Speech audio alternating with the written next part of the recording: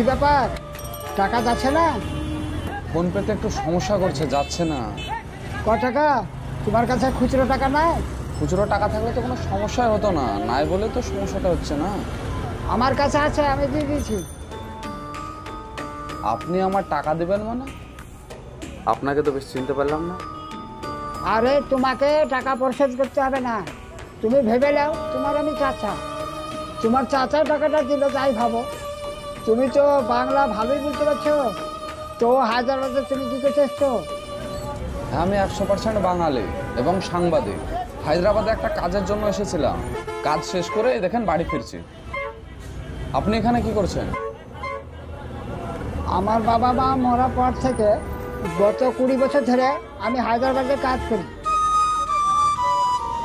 আপনার ব্যবহার আমার খুব ভালো লেগেছে, আপনার জন্য আমি কিছু করতে চাই। আমার জন্য আবার তুমি কি কাজ করবে?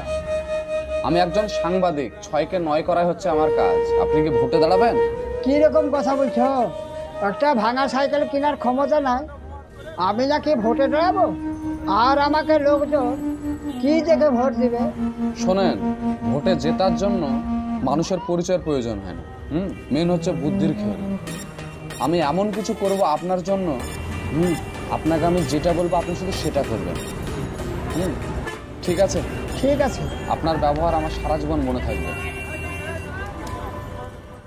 আজকে আমরা সোজাসুজি রামের গ্রামের বাড়িতে চলে এসেছি। তো আমি ক্যামেরাম্যানকে একটু দেখানোর জন্য বলবো, তুমি একটু এইদিকে এসো। এই যে সেই রামের বাড়ি আপনারা দেখতে পাচ্ছেন, তিনি 10 বছর আগে এই কুড়ো ঘরে বসবাস করতেন। তিনি এখন কোটিপতি মাল্টিন্যাশনাল কোম্পানির মালিক হয়েছেন। তবুও কিন্তু এই গ্রামের বাড়িটা তিনি আচ্ছা ভাই, এই যে বাড়িতে এসে ছবি তুলাতুলি করছেন, আপনাদের কি ব্যাপার? কিছু তো বুঝতে পারছি না। আপনার পরিচয়? আমার পরিচয় বলতে গেলে আমি এই গ্রামের প্রধানের লোক, খাস লোক আর কি। আচ্ছা, রাম যে ভোটে দাঁড়াচ্ছে এই বিষয়ে আপনার মতামত কি? কি বলেন কি, রাম ভোটে দাঁড়িয়েছে? হ্যাঁ। সে তো 20 বছর আগে বিদেশে গেছে, এখন পর্যন্ত সে বাড়িতেই আসেনি, রাম ভোটে দাঁড়িয়েছে। দেখুন, রাম এখন মাল্টিন্যাশনাল কোম্পানির মালিক, তার নিজস্ব একটা হেলিকপ্টার রয়েছে এবং গাদা গাদা ফ্যাক্টরি। এইসব ব্যাপারে আপনি কিছু জানেন না? না, আমরা তো এরকম কিছু শুনিনি তো আর হেলিকপ্টার আছে তা। তাহলে আপনারা ভাবুন রাম কিভাবে একটা সাদাসিধে জীবন যাপন করেন। গ্রামের লোকজন পর্যন্ত এই বিষয়টা জানে না, সে যে কোটিপতিতা, তবুও কিন্তু তিনি সেই মাটির কুড়ো ঘরে বসবাস করতেন। সঙ্গে থাকুন আপনারা।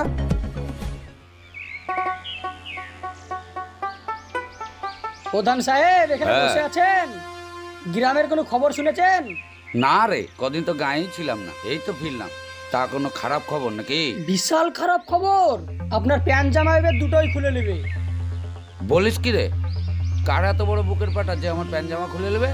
উত্তরপাড়ার যে রাম রাজমিস্ত্রি কাজ করতো, আমি শুনলাম সে নাকি আপনার বিরুদ্ধে ভোটে দাঁড়িয়েছে। হাতি ঘোড়া গেল তল আর মশা বলে কত জল। আমার বিরুদ্ধে ভোটে দাঁড়াচ্ছে, এত বড় বুকের পাটা। হ্যাঁ রে, এই যে ভোটের ক্যাম্পেনিং করতে যে মুড়ি খরচটা লাগে, মুড়ি জোগাড়ের, সেটা কোথায় পাবে? সে আর গরিব নাই, সে এখন কোটিপতি, মাল্টিন্যাশনাল কোম্পানির মালিক। আবার শুনলাম তার নাকি একটা পার্সোনাল হেলিকপ্টারও আছে।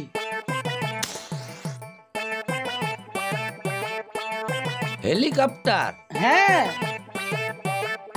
তা হ্যাঁ রে, তুই এত খবর জানলি কি করে?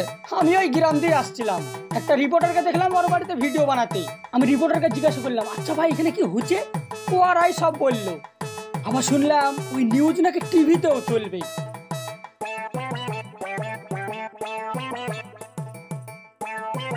ঠিক আছে, তুই যা, একটু খবর টবর গুলো রাখ, আমি দেখছি কি করা যায়। আচ্ছা যা।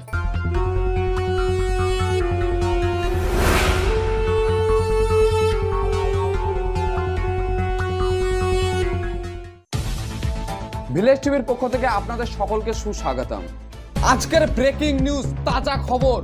সামনে পঞ্চায়েত ভোট, আর সেই ভোটের স্পেশাল অফার নিয়ে হাজির হয়েছেন আপনাদের গ্রামের ছেলে রাম, যিনি মাল্টিন্যাশনাল কোম্পানির মালিক, নিজস্ব গাদা গাদা ফ্যাক্টরি, হেলিকপ্টার, আরো সুন্দর সুন্দর গাড়ির মালিক।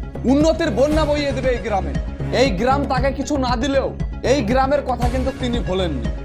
আপনারা যদি তাকে ভোটে জেতান, তাহলে এই গ্রামে আপনাদের জন্য রেলগাড়ি চলার ব্যবস্থা করে দেবে। তার মানে এটাই দাঁড়াচ্ছে যে এই গ্রামে হসপিটাল, স্কুল, কলেজ ইত্যাদি আরো ব্যবস্থা তিনি করে দেবেন। আরো 20টা গ্রামের মধ্যে এই গ্রামটি মাথা উঁচু করে বাঁচবে। আমরা সরাসরি তার ছবি দেখাতে চাইবো। এই যে তিনি সেই রাম। ধন্যবাদ। তুমি যেভাবে লেকচার দিলে রামবাবু কি আদৌ ভোটে জিতবে? আরে একটা সাংবাদিকের কি কাজ? সত্যকে মিথ্যা করা, মিথ্যাকে সত্য করাই তো একটা সাংবাদিকের কাজ। আচ্ছা, আর যদি পাবলিকের সত্যতা যাচাই করে? পাবলিকের কাছে সময় নেই সত্যতা যাচাই করা। পাবলিক এখন বোকা, উল্টে পাল্টা নিউজ পেলে না অমনি মাছের চারের মতো ঝাঁপিয়ে পড়ে।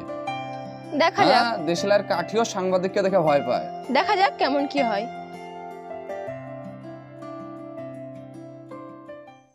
প্রধান সাহেব, আপনি গত 5 বছর ধরে এই গ্রামের প্রধান হয়ে আছেন। হ্যাঁ, তো গ্রামের উন্নতি কেমন কি করেছেন?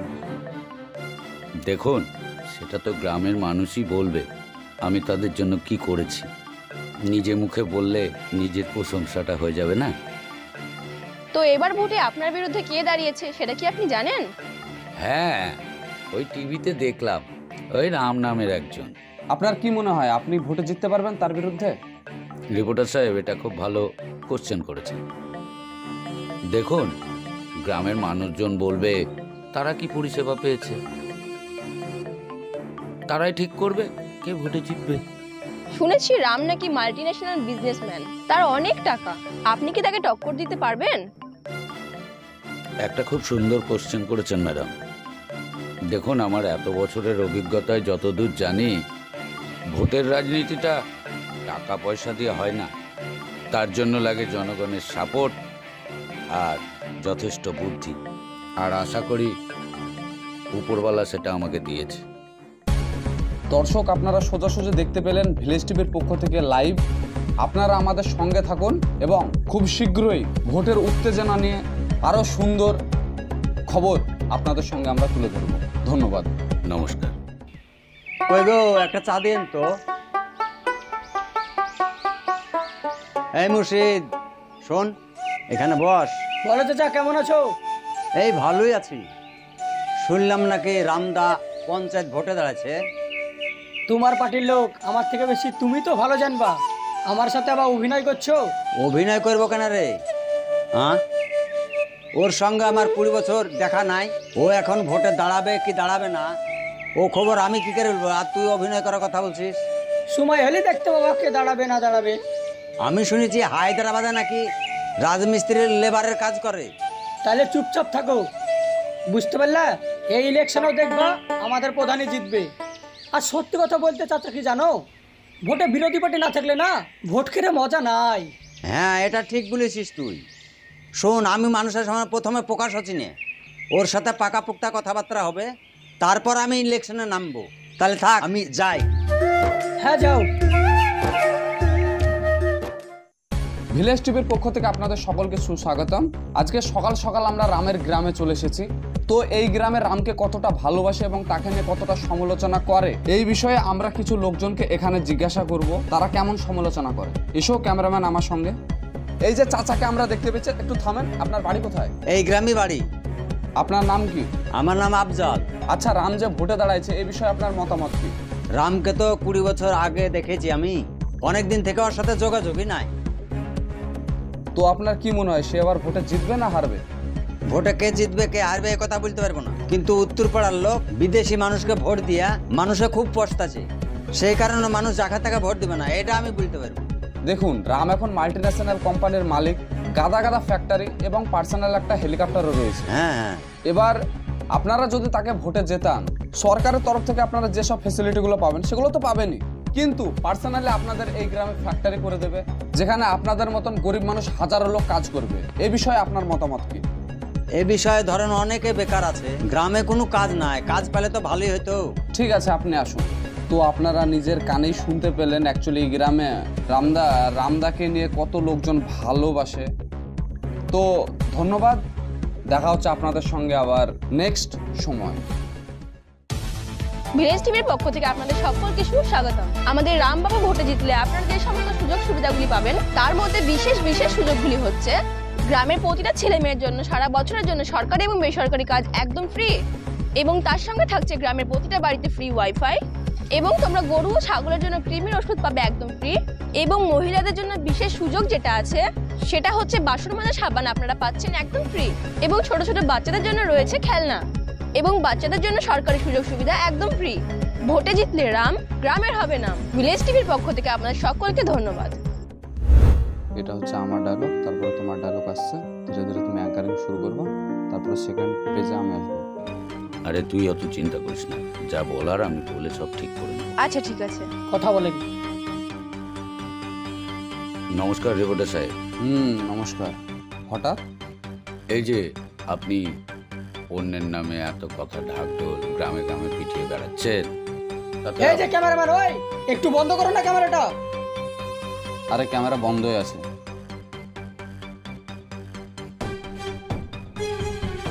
যাই হোক, যেটা বলছিলাম তাতে আমাদের কি সুবিধা হচ্ছে? দেখুন, সরকারের তরফ থেকে অত সুযোগ সুবিধা পাবে না তো ঠিকই, কিন্তু রাম তার গ্রামকে খুব ভালোবাসে, সে তার ব্যক্তিগত টাকা পয়সা খরচ করে এইসব করছে। তো রামের নামে এত ঢাকঢোল পিটাচ্ছেন, ওর এত গুণকীর্তন করছেন, আমার নামেও গুণকীর্তন করলে সুবিধা হয়। শুনুন, গুণকীর্তন করাই তো হচ্ছে আমাদের কাজ। আপনি আমার সঙ্গে কন্ট্যাক্ট করুন, আমিও আপনার গুণকীর্তন করা শুরু করে দেব। সবই টাকার খেয়ে। তা কত টাকা লাগবে? দেখুন, একদিনের টোটাল ভিডিও ফুটেজ সমেত 10 লক্ষ টাকা লাগবে। 10 লাখ টাকা? দেখুন, অত টাকা তো আমাদের নেই, আর অত টাকা আমরা দিতেও পারবো না। চলে। ভোটের রেজাল্ট তাহলে এখানে হয়ে গেল। যে পাবলিকের পেছনে টাকা খরচ করতে পারবে না, সে আবার ভোটে জিতে কি করবে? আপনারা নিজের চোখে দেখতে পেলেন, ভোটের রেজাল্ট এখানে হয়ে গেল। যে পাবলিকের পেছনে টাকা খরচ করতে পারবে না, পাবলিক কেন তাকে ভোট দেবে? রাইট? তাই তো? রামবাবুকে যদি আপনারা ভোটে জেতান, তাহলে তিনি নিজস্ব তার পার্সোনাল হেলিকপ্টার করে নিজের গ্রামে আপনাদের সঙ্গে দেখা করতে আসবে, এবং তার ফ্যাক্টরিতে যেসব কর্মচারীগুলো কাজকর্ম করবে তাদেরকে অগ্রিম বেতন দেওয়া হবে। ধন্যবাদ।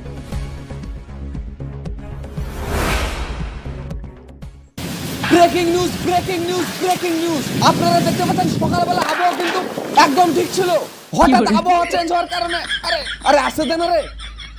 আরে কি করে লড়াচ্ছিস? একটু জোরে জোরে লড়া। আরে জোরে জোরে লড়াচ্ছি তো। লে, রেডি, অ্যাকশন বল। Action. Breaking news, breaking news, breaking news. আপনারা সকালবেলা আবহাওয়া একদম ঠিকঠাক আছে, হঠাৎ আবহাওয়া চেঞ্জ হওয়ার কারণে কিন্তু হেলিকপ্টারটা দিয়ে আসার কথা ছিল রামদার এই গ্রামের মানুষের সঙ্গে দেখা করার, তিনি কিন্তু কার আসতে পারবেন না, এবং তিনি খুব দুঃখজনক সহকারে তিনি গ্রামের মানুষদের জানিয়েছেন তিনি অন্য সময় এসে আপনাদের সঙ্গে দেখা করবে। ও চোখে পড়লো, কাজ করবে।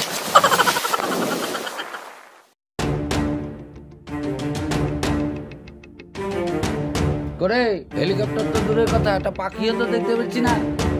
কি ব্যাপার চাচা, তোমার হেলিকপ্টার কোথায়? আরে আসবে রে আসবে, আমাদেরকে পাকা কথা দেওয়া আছে, বুঝলি? অত ব্যস্ত আছিস কিসের লেগে? দেখি তোমার হেলিকপ্টার কখন আসে। আবহাওয়া তো খুব খারাপ রে। মোবাইলে খবরটা দেখ দিনি। দেখ দেখ দেখ, আবহাওয়ার খবর দিচ্ছে তো। আরে চাচা, তোমার নেতা তো আসতে পারবে না। আসতে পারবো না বলছে? হ্যাঁ, ঝড় বৃষ্টির কারণে নাকি হেলিকপ্টার আসতে পারছে না। এই তো, এটা তো সেই রিপোর্টারটা। হ্যাঁ, বেতন দিচ্ছে তো, ঝড়ের জন্য নাকি আসতে পারবে না। তাহলে তো আমাদের গ্রামের লোকের আর হেলিকপ্টার দেখা হলো না, বড় আফসোস থেকে গেল। তাহলে কি করবো? চল বাড়ি চল।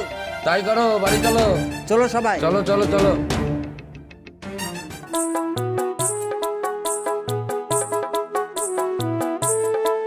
আরে রামদা দাঁড়ান, আপনি ভাঙা সাইকেল আসছেন, একটা 4 চাকায় তো আসতে পারতেন।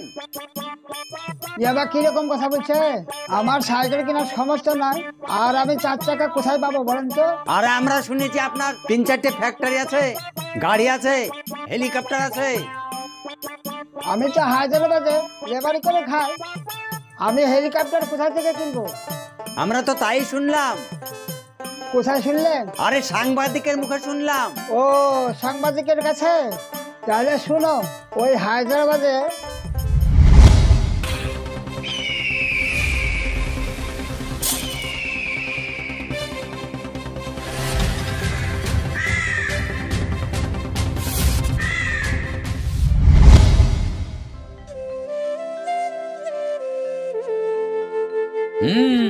বলেছিলাম না, আমার তখনই সন্দেহ ছিল যে রাম একটা গরিব মানুষ, সে কি করে আমার সাথে ভোটে প্রতিদ্বন্দ্বিতা করবে।